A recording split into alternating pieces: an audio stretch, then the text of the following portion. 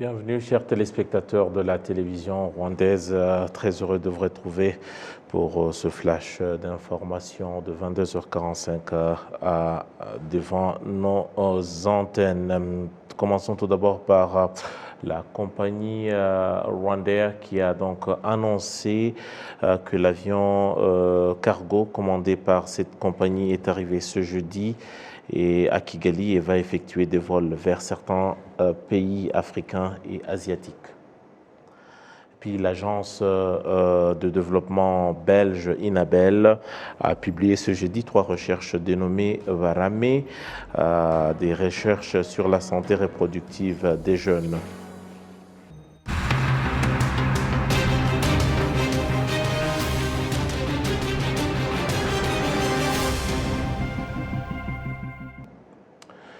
Tout d'abord, commençons par la nouvelle qui vient de nous arriver avec l'arrivée du président de la République, Paul Kagame, qui est arrivé à Niamey, au Niger, ce jeudi, où il va participer au sommet extraordinaire des chefs d'État de l'Union africaine, donc sur l'industrialisation et la diversification économique organisée par le président Mohamedou Bazoum.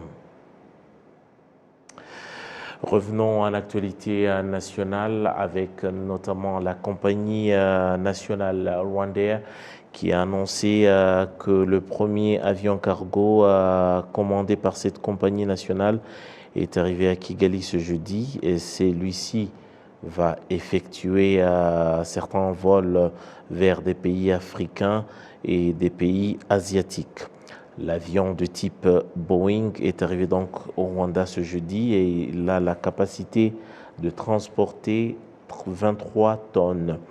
Les importateurs et les exportateurs disent qu'ils attendent à ce que cet avion résolve certains problèmes auxquels ils étaient confrontés, notamment dans leur business pour ce qui est de l'export et de l'import. Et quant au ministère des Infrastructures, par la voix du ministre, le docteur Nsabimana Ernest, a récemment déclaré à RBA que le Rwanda avait cherché une solution à ces problèmes en achetant un avion conçu pour transporter le fret.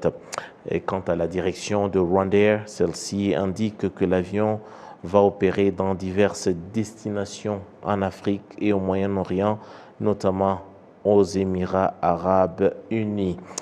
Et à vous informer que l'Institut national des statistiques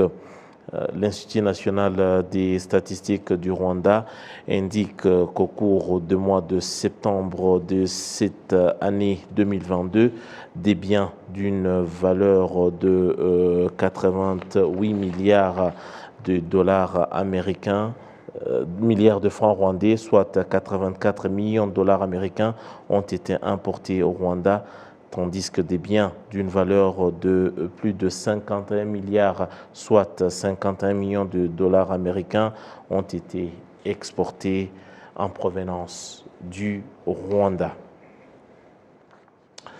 Parlons santé reproductive et abus de la drogue avec l'agence belge de développement Inabel qui a publié ce jeudi 3 recherches dénommées Varame sur la santé reproductive des jeunes. Selon cette recherche, les jeunes entre 15 et 18 ans sont peu informés sur la santé reproductive et que la consommation de la drogue au sein de la jeunesse augmente davantage. Cette recherche révèle que l'alcool et le cannabis sont les plus consommés par les jeunes. On écoute ici Madame Véronique Zinan, en charge du projet Barame et Nabel, ainsi que Monsieur Ber Versermessen, ambassadeur de la Belgique au Rwanda. Dans notre programme, notre stratégie de support aux adolescents, il nous a semblé important de faire des études, voir un petit peu ce qui se passait dans les différents districts où nous travaillons. Donc on travaille dans 7 districts, et notamment en relation avec les drogues et l'alcool. Donc de voir un peu il n'y a pas beaucoup d'études qui ont été faites et on ne sait pas tellement l'importance de ce phénomène dans les districts. Et donc on a commandité cette étude pour connaître qu'est-ce que les jeunes utilisent comme alcool et en quelle quantité et combien de fois, et qu'est-ce qu'ils utilisent comme substance ou drogue, et les quantités, etc. Et donc, et pour voir aussi, c'était lié peut-être à certains éléments, donc chercher des facteurs qui peuvent favoriser l'utilisation des drogues, l'alcool, ou des facteurs qui peuvent protéger contre l'utilisation de la drogue et de l'alcool parmi les jeunes. Et donc les résultats sont évidemment pas complets puisqu'on n'a fait que dans 7 districts. Donc ça nous pousserait à essayer de généraliser l'étude et à rechercher aussi d'autres facteurs qui pourraient expliquer pourquoi certains jeunes se droguent, pourquoi certains jeunes ne se droguent pas. Par exemple, on a remarqué que les jeunes de Nyarugenge se droguaient beaucoup plus que les jeunes qui habitent dans d'autres districts. La même chose pour l'alcool. Ils consomment plus d'alcool dans le district de Nyarugenge que dans nos autres districts qui sont en milieu rural. Et donc tout ça, il faudrait explorer les raisons.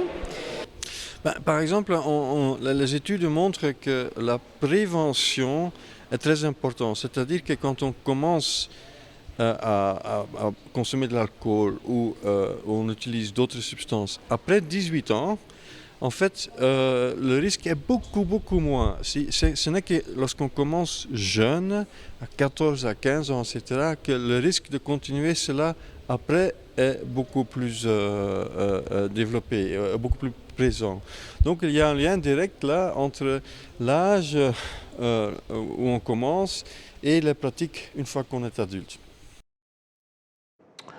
Et on vous signale également que selon cette recherche de l'Agence belge de développement, 7 districts du pays ont été concernés par cette recherche et le record de consommation d'alcool chez les jeunes revient au district de Nyarugenge à hauteur de 23% et à hauteur de 20% pour ce qui est de la consommation du cannabis. Parlons commerce transfrontalier à présent avec une conférence de 2 jours qui y a débuté à Kigali sur les affaires pour la paix, en anglais appelé Business for Peace, en particulier pour ceux-là qui font les affaires transfrontalières. C'est une conférence qui va donc montrer comment l'insécurité affecte les entreprises qui travaillent de part et d'autre de la frontière et surtout les entreprises transfrontalières. Les hommes et femmes d'affaires soutiennent qu'ils devraient donc également jouer un rôle dans la lutte pour la consolidation de la paix afin que les échanges et les commerces puissent s'améliorer. C'est une rencontre qui réunit le ministère du Commerce et de l'Industrie du côté du Rwanda, des dirigeants des régions frontalières et ceux qui travaillent dans ces entreprises dominées notamment par les femmes. Les femmes, justement, les femmes qui font du commerce transfrontalier en district de Rusizi, celles-ci disent qu'elles sont satisfaites du progrès qu'elles ont réalisé, et ce, grâce aux organisations qui s'occupent de leurs problèmes au quotidien. Notre confrère Kassim Youssouf nous en dit un peu plus sur le développement connu par ces femmes et surtout de l'impact dans la société. Ces femmes du district de Rusizi disent que malgré les problèmes auxquels elles sont confrontées dans leur commerce suite aux différentes organisations avec lesquelles elles collaborent, elles indiquent cependant qu'elles apprécient leur importance parce que certains problèmes ont été résolus et que lorsqu'elles en ont, elles ont quelqu'un vers qui se tourner.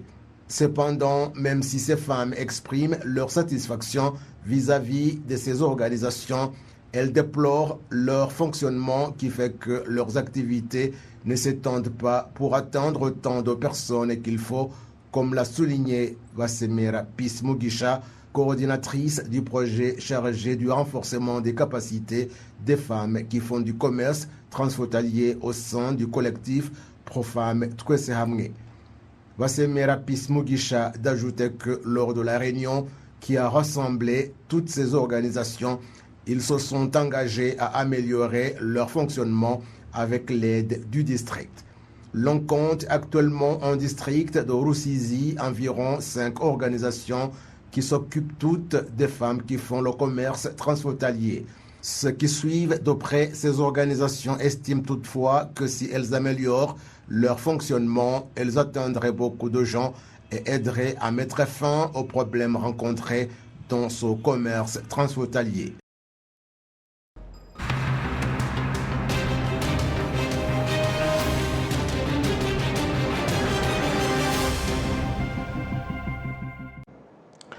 Bien, merci d'avoir été de nôtres. Merci à toutes les équipes au niveau de la régie, des équipes conduites par Janvier Murenzi Karangwa. À mon nom propre aussi, Disabiti, je vous dis grand merci et je vous souhaite de passer une très bonne soirée en compagnie de nos programmes. Au revoir.